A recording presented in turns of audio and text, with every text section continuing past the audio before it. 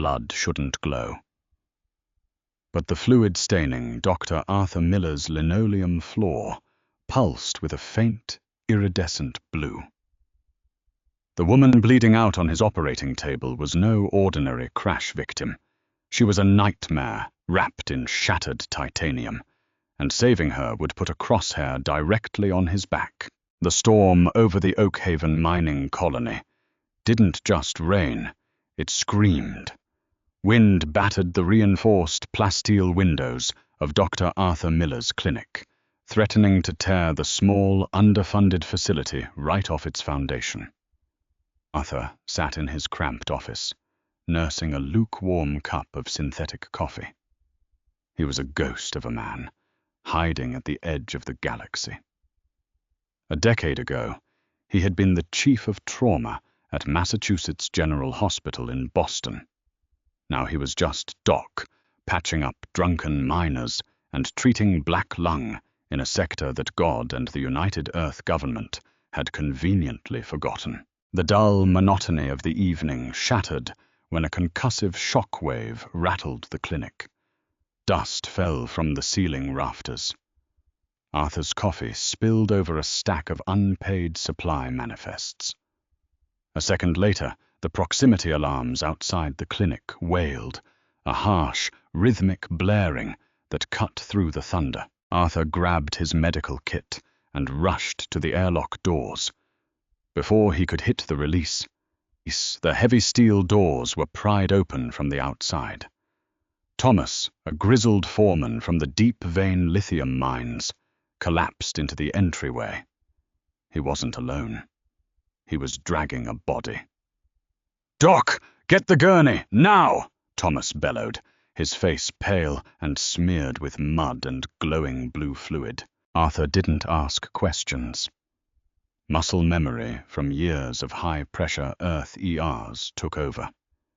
He kicked a grav gurney towards the door and helped Thomas heave the limp figure onto it. The patient was a woman, though her proportions were striking. She was easily 6'4", built with the kind of lean, dense muscle that spoke of a lifetime of violence. She was clad in a matte black combat skin, interlaced with shattered ceramic-like armor plating that Arthur didn't recognize. It certainly wasn't the standard-issue gear of the Earth Defense Forces, but it was the wound that demanded his immediate attention. A massive, jagged laceration tore through the right side of her abdomen, flesh charred by what looked like a close-range plasma blast. The blood weeping from the wound was a luminescent, metallic blue. "Where did you find her?" Arthur barked, rolling the gurney frantically down the narrow hall toward his lone surgical theater. "Ship came down like a meteor over the northern ridge," Thomas panted, leaning against the wall, utterly spent. "I was on my rig. Pulled her out just before the core cooked off. Doc, that ain't a human ship, and them ain't human wounds. Wash your hands, lock the blast doors, and don't tell a soul you were here," Arthur ordered, slamming his palm against the surgical bay access panel. The sterile white lights of the operating room flickered on. Arthur grabbed a pair of surgical shears, cutting away the ruined, melted armor around her torso. The sheer heat of the blast had fused some of the synthetic fabric to her skin. She had no pulse that he could feel on a standard radial artery, but a deep, thrumming vibration echoed in her chest cavity. Too fast, too rhythmic to be a human heart. "All right, let's see what we're working with," Arthur muttered to himself, grabbing a modified harmonic scalpel and a set of heavy retractors. Her anatomy was eerily similar to a human's, yet distinctly foreign. Beneath the dermal layer, her muscle tissue was a dense, dark violet. The plasma blast had missed what he assumed was her liver, but a major arterial vessel was severed, pumping that glowing blue blood directly into her abdominal cavity. She was bleeding out fast. Arthur grabbed a high-pressure suction tube and plunged it into the wound, clearing the field. Come on. Where's the bleeder? His hands moved with the practiced, terrifying speed of a man who had fought death 1,000 times. He found the severed artery. It was thicker than a human femoral artery, and possessed a tough, almost cartilaginous texture. Standard bio-staples wouldn't hold it. Arthur pivoted to his tray, grabbing a heavy-duty titanium surgical clamp, the kind used for heavy limb amputations. He plunged his hands into the glowing, slick cavity of her abdomen and clamped the artery shut. The rapid pooling of blue fluid slowed to a trickle. Suddenly, the monitors blared. The deep thrumming in her chest began to falter, stuttering into a chaotic, irregular rhythm. She was crashing. "No, you don't. You didn't survive a localized orbital strike just to die on my table," Arthur growled. He reached for his emergency pharmaceutical rack. He had no idea if human drugs would work on her biology, but he had no choice. He grabbed a massive dose of epinephrine and a synthetic coagulant, injecting it directly into the clamped artery. For a terrifying 10 seconds, there was nothing. The room was silent save for the hum of the overhead lights and the howling wind outside. Then her eyes snapped open. They were piercing, predatory, and the color of shattered amber. Before Arthur could step back, her hand shot up with the speed of a striking viper. Her long, calloused fingers wrapped around his throat. Even hovering on the brink of death, her grip was like a steel vice. She stared into his eyes, her pupils dilating as she assessed him. She saw the blood on his scrub, the surgical tools, the clamped artery. She saw the sweat pouring down his face, masking the sheer terror he felt. Arthur didn't fight back. He kept his hands raised, showing his empty palms. "I am a doctor," he choked out, his voice strained. "I'm fixing you. If you kill me, you bleed out in 3 minutes." The woman held his gaze for a long, agonizing moment. The primal violence in her amber eyes slowly gave way to a cold, calculating intelligence. Her grip loosened, her hand dropping limply to the side of the table.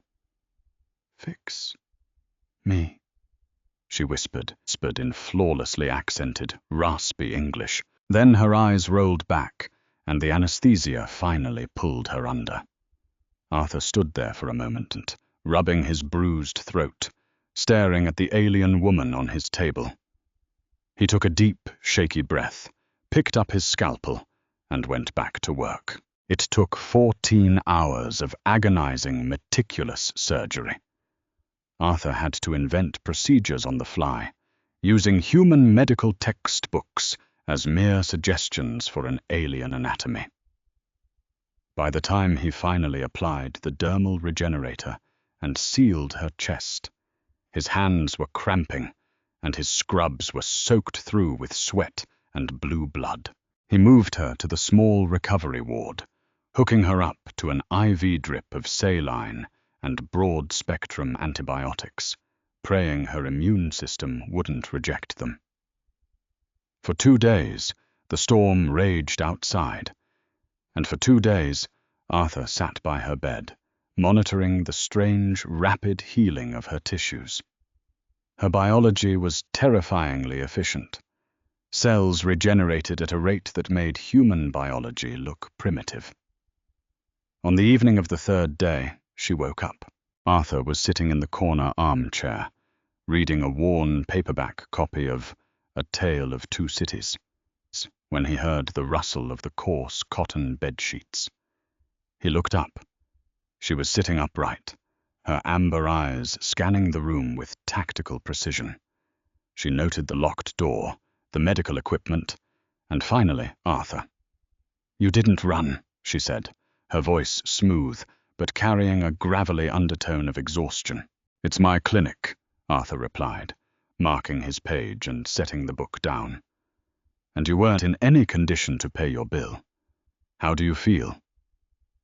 She looked down at the massive, neatly sutured scar running across her abdomen. She traced the line of the wound with a pale finger. Weak, but alive. Your surgical techniques are primitive, but brutally effective. You handled an Ethel Guardian physiology without prior knowledge. I used to be good at what I do, Arthur said, standing up and walking over to check her IV line. Before I ended up on this dust ball, I'm Dr. Arthur Miller. Valerie, she replied quickly. Too quickly. It was an alias, a human adaptation of whatever her real name was. But Arthur wasn't about to press a woman who could probably break his neck with her index finger. Well, Valerie, you're lucky to be alive. Whoever shot you out of the sky used a military-grade plasma battery. That wasn't a pirate raid. That was an assassination attempt. Valerie's eyes narrowed, the ambient temperature in the room seeming to drop a few degrees. It was a betrayal. My own people. She looked closely at Arthur, tilting her head. You are an exile, Doctor. I can see it in your posture. The way you hide out here, yet possess the skills of an elite core-world surgeon. What did you do? Arthur sighed, pulling up a rolling stool and sitting beside her bed. I was chief of trauma in Boston. Earth. 5 years ago, a VIP came into my ER, Richard Caldwell. I was the executive vice president of Lockheed Martin's Orbital Defense Division. He was in a horrific MAG train accident. His chest was crushed. I operated for 19 hours. Arthur looked down at his hands, the memory still fresh and bitter. I made a call, a risky cardiovascular bypass to save his heart. It failed. He died on the table. Caldwell's family had money, influence, and a lot of anger. They ruined my reputation, stripped my license on Earth, and blacklisted me from every major medical corporation in the Sol system. So I came here, to the edge of nowhere, where people don't ask for credentials. Valerie watched him in silence. There was no pity in her eyes, only a quiet understanding. You took a risk to save a life, and you were punished for the failure of his fragile biology. Humans are incredibly vindictive for a species so prone to breaking. And what about you? Arthur asked, leaning forward. Who wants you dead badly enough to shoot down your ship in human territory? Valerie looked away, staring out the reinforced window at the dark, swirling dust of Oakhaven. When she spoke, her voice carried the heavy, suffocating weight of absolute authority. My true name is Vera. I am the Supreme Commander of the Ethelgard Ascendancy. The scourge of the Perseus arm, your Earth media calls me. For 300 years, I have led my people's fleets, keeping the borders secure, crushing insurrections, and maintaining the balance of power in the quadrant. Arthur's blood ran cold. He knew the name. Everyone on the frontier knew the name. Vera was the most feared military mind in the known galaxy. She wasn't just a soldier. She was the equivalent of a galactic god of war. My second-in-command, General Taran, grew ambitious, Vera continued, her fists clenching the bedsheets until her knuckles turned white. He believed my peace treaties with the human coalition were a sign of weakness. He sabotaged my flagship and hired human mercenaries to finish the job, knowing my own royal guards would never strike the final blow. He wanted my death to look like a human betrayal, to spark a war. She turned back to Arthur, her amber eyes burning with a terrifying cold fury. They are hunting me, Arthur. Taran's mercenaries. They tracked my escape pod's telemetry. They know I am alive, and they know I am here. Arthur stood up, his heart pounding against his ribs. The realization of what he had brought into his clinic slammed into him like a physical blow. He walked to the window, peering through the heavy blast shutters. In the distance, cutting through the darkness of the Oakhaven plains, a line of harsh, glaring floodlights was approaching the settlement. The unmistakable roar of heavy military-grade repulsor engines echoed over the wind. "How much time do we have?" Arthur asked, his voice trembling slightly, despite his best efforts to keep it steady. "None," Vera said, throwing her legs over the edge of the bed. She winced, a hiss of pain escaping her lips as the fresh sutures pulled taut. But she forced herself to stand. She towered over Arthur, a battered but unbroken monarch. "Who leads the mercenaries in this sector?" "A private military company," Arthur said, moving to a secure cabinet and entering a keypad code. He pulled out a heavy kinetic pulse rifle, a relic from the colony wars, but fully loaded. "Led by a man named Jack Corvus. They're ruthless. If they know you're here, they'll slaughter the entire settlement to get to you." Vera stepped forward, her hand rapping over the barrel of the pulse rifle, pushing it gently downward. "You are a healer, Arthur Miller," Vera said softly, the absolute certainty of a warlord returning to her voice. "You have done your duty. You saved my life. Now it is time for me to do mine."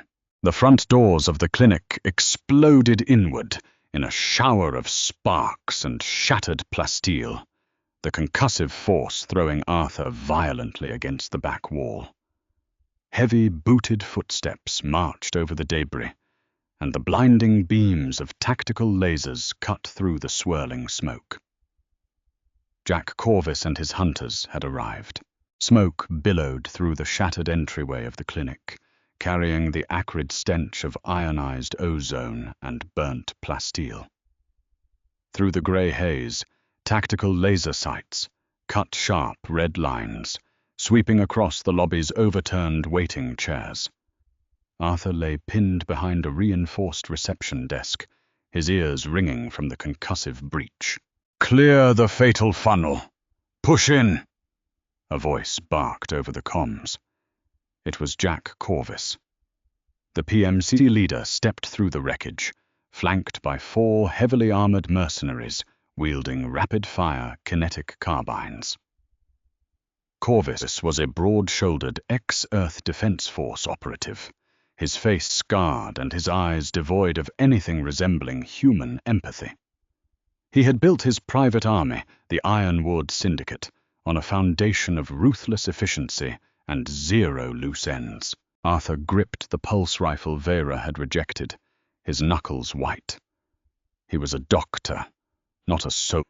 His hands were meant to mend flesh, not tear it apart. But Vera did not share his hesitation. Before the mercenaries could establish a perimeter, the overhead lights suddenly died. Arthur had hit the emergency power kill switch on the desk panel. The clinic plunged into absolute darkness, illuminated only by the frantic sweeping of the mercenaries' weapon-mounted flashlights. "Night vision! Go to thermals!" Corvus shouted, his voice betraying a hint of unease. From the shadows of the surgical ward corridor, something moved. It didn't step. It flowed. Vera, still dressed in Arthur's oversized, blood-stained surgical scrubs, launched herself into the lobby. She moved with a terrifying, predatory grace, entirely at odds with the massive surgical incision across her abdomen. The closest mercenary, a towering man named Gregory, barely had time to register the thermal signature before Vera was inside his guard. She didn't use a weapon. She used physics. Grabbing the barrel of his carbine, she redirected his panic fire into the ceiling, simultaneously driving her knee with hydraulic force into his armored chest plate. The ceramic armor cracked, The ribs beneath it shattered. Gregory crumpled, completely incapacitated in less than 2 seconds. Vera snatched the falling carbine from the air, spun, and fired a 3-round burst into the kneecap of the second mercenary. He screamed, dropping to the floor. "Contact front! Fire!" Corvus roared, unleashing a hail of kinetic slugs. Vera dove behind a row of heavy oxygen synthesis tanks. The bullets sparked and ricocheted off the hardened steel cylinders. She looked back at Arthur, her amber eyes glowing faintly in the dim light. She didn't look like a wounded patient anymore. She looked like the god of war she claimed to be. "Doctor!" Vera shouted over the deafening roar of gunfire. "The atmospheric scrubbers! Override the pressure valves!" Arthur didn't hesitate. He knew his clinic's life support systems better than anyone. He crawled to the environmental control terminal on the wall, his fingers flying across the keypad. He bypassed the safety protocols on the central oxygen manifold, deliberately flooding the lobby with pure, concentrated O2. "What is she doing?" Arthur muttered to himself, watching the pressure gauges spike. Vera ripped a heavy, portable defibrillator unit from the wall bracket beside her. She charged the paddles to their maximum voltage, the machine whining with stored electrical energy. She looked at Corvus and his remaining men, who were slowly advancing on her position, their laser sights converging. "Cover your ears, Arthur," she commanded calmly. Vera hurled the charged defibrillator paddles directly into the center of the room. As they struck the floor, the exposed metal sparked. In an oxygen-rich environment, a spark is a death sentence. The lobby erupted. A massive concussive wave of flash fire ignited the air, blowing the remaining blast windows outward and throwing Corvus and his men off their feet. The shockwave rattled Arthur's teeth, but the desk shielded him from the worst of the thermal bloom. Before the smoke could even begin to clear, Vera was moving again. She closed the distance to Corvus, who was struggling to rise, his armor scorched and his helmet visor cracked. She kicked his weapon away, placing a heavy, bare foot on his chest, pinning him to the floor. She pointed the captured carbine directly at his face. "You are hunting out of your depth, human," Vera snarled, the temperature in the room dropping as her cold authority returned. Corvus coughed, blood dribbling down his chin, but a grim, defiant smile spread across his face. "You think you won?" "We locked down the colony's comms. I've got 2 heavily armed gunships circling the perimeter, and 50 more men out there. You're bleeding, alien. You're not going anywhere." Vera looked down at her abdomen. Corvus was right. The sheer exertion of the fight had torn several of Arthur's internal sutures. The luminescent blue blood was beginning to seep through the fabric of the scrubs. Her breathing was shallow, her terrifying strength finally beginning to wane. She looked over at Arthur, who was slowly standing up from behind the desk, clutching his medical kit. "He's right," Arthur said, his voice steady despite the adrenaline coursing through his veins. "You're bleeding internally again. If we don't get you to a safe zone and resuture that artery, you're going to die." "Then we need to send a message," Vera said, her eyes narrowing. "Where is the main communication array for this settlement?" "It's on the northern ridge.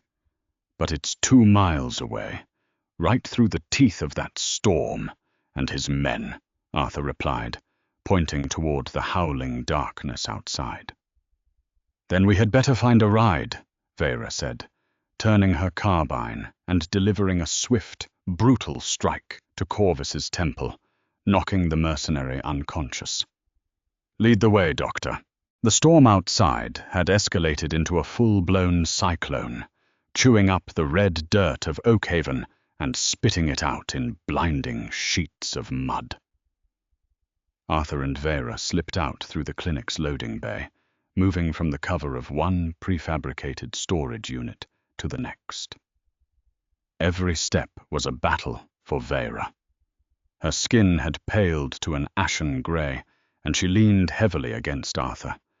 For all her alien physiology and combat prowess, the laws of biology were catching up to her. "Over here!" a hoarse voice hissed from the shadows of a massive deep-vein mining rig. Arthur raised his pulse rifle, only to lower it as Thomas stepped into the dim light of a flickering street lamp. The grizzled foreman was behind the wheel of a heavy-duty treaded ore hauler, a massive industrial vehicle built to withstand cave-ins and volatile seismic activity. "I saw the clinic go up," Thomas said, his face tight with anxiety. "Figured you might need a lift, Doc. Get in the back, both of you." "Thomas, you're going to get yourself killed," Arthur warned, helping Vera up the high steel ladder into the armored cab. "I've got black lung, Doc. I've got maybe 3 years left anyway," Thomas grunted, slamming the heavy door shut and revving the massive diesel-electric engines. "Besides, you patched up my boy when he broke his leg in the crushers. I owe you. Hold on." The ore hauler lurched forward, its massive treads chewing through the mud. Almost immediately, the Ironwood Syndicate mercenaries spotted them. Tracer rounds cut through the rain, pinging harmlessly off the hauler's reinforced hull. "Gunship inbound!"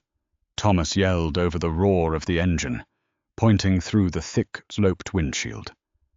A heavy, twin-rotor assault craft dropped through the cloud cover, its side-mounted rotary cannons spinning up. It unleashed a torrent of heavy-caliber rounds that chewed up the ground in front of them, forcing Thomas to swerve wildly toward the rocky incline leading to the comms tower. "Arthur!" Vera gasped, slumping against the reinforced window.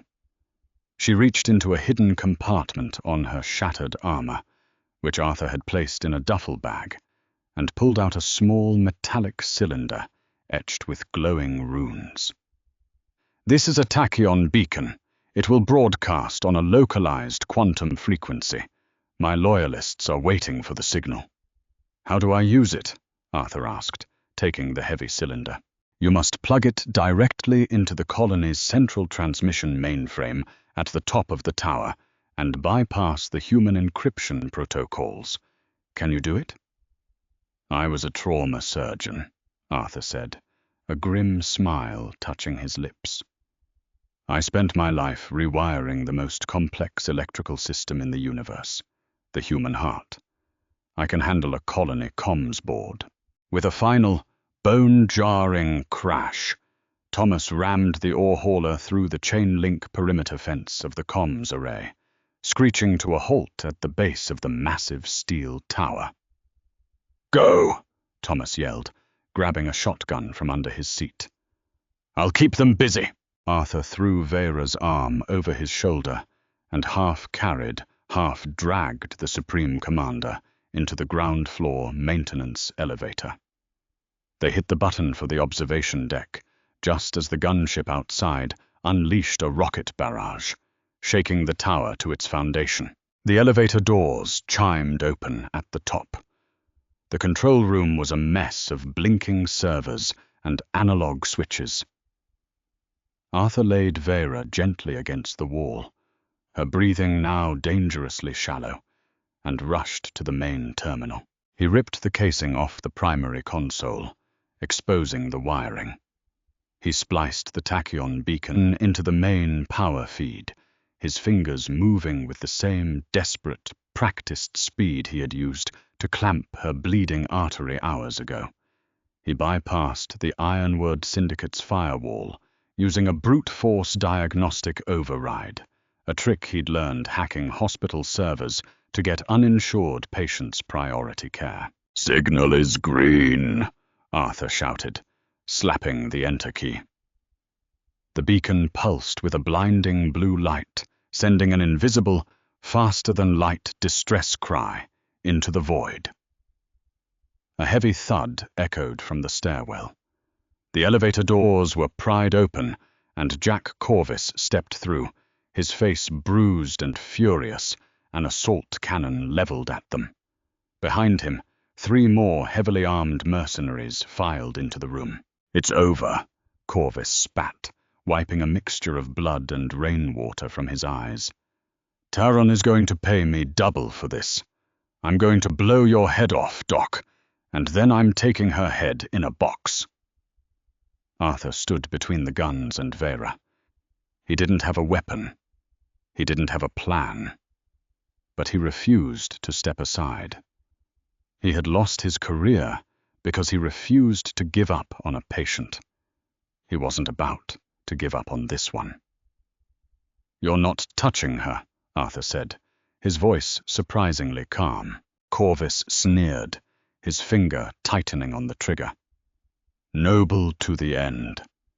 Goodbye, Doctor." Before the hammer could fall, the air pressure in the room dropped violently. The hairs on Arthur's arms stood up, and a deafening, bass-heavy hum vibrated through the steel floor plates, rattling their teeth. The storm outside simply stopped. The clouds didn't part, they were obliterated. A shadow fell over the observation deck, so vast and all-encompassing, it blotted out the meager light of the colony. Arthur and the mercenaries looked out the shattered windows. Hovering directly above the colony, defying gravity and atmospheric friction, was an Ethel Guardian dreadnought. It was a jagged, brutalist masterpiece of black metal and glowing blue energy lines, easily 3 miles long. The air around the tower shimmered. A dozen heavily armored Ethel Guardian Royal Guards materialized inside the control room, phasing in through teleportation. Technology. Human science hadn't even theorized. They moved with a speed that made Corvus look like a statue.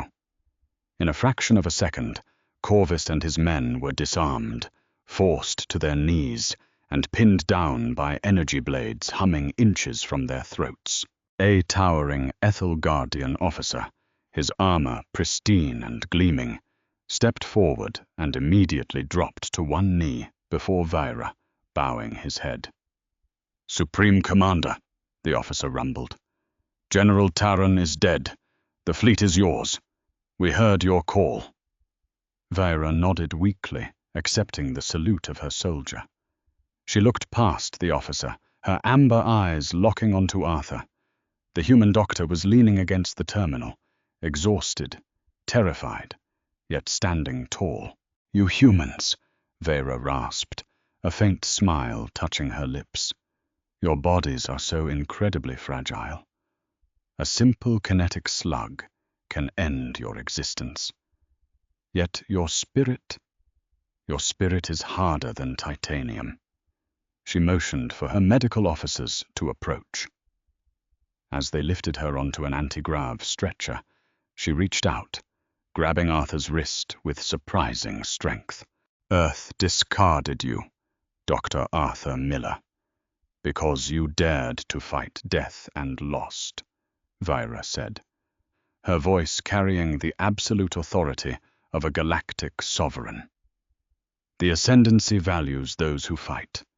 I am in need of a chief medical officer for my royal fleet. A healer who understands the anatomy of violence and possesses the courage to stand between a patient and the executioner." Arthur looked around the ruined control room, out the window at the colossal dreadnought hovering in the sky, and finally down at his blood-stained hands. He thought of the barren, dusty life he had lived in Oakhaven, hiding from his past. He looked back at Vera, the alien warlord whose life he had saved. "I suppose my schedule just cleared up," Arthur replied, a genuine smile breaking across his weary face for the first time in 10 years. "If you enjoyed this journey into the stars, and loved seeing human grit and medical mastery save the galaxy's greatest warrior. Please smash that like button. Share this story with your fellow sci-fi fans, and don't forget to subscribe to the channel for more epic HFY tales, intense drama, and incredible adventures every week. Let me know in the comments what you think Dr. Arthur Miller will face next in the Ascendancy Fleet. See you in the next video.